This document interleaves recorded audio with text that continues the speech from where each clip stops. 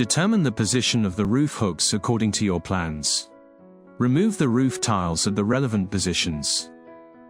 Install the roof hooks above the rafters and fix the wood screws.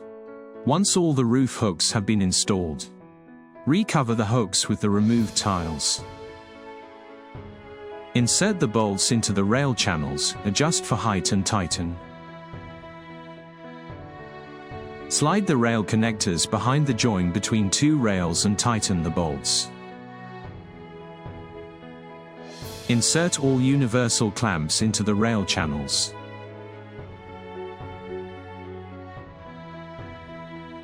Determine the panel position and secure the first panel to the starting clamps.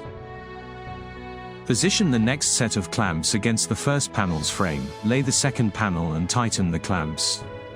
Repeat the previous step until all panels have been installed. Finish off each rail with an end cap.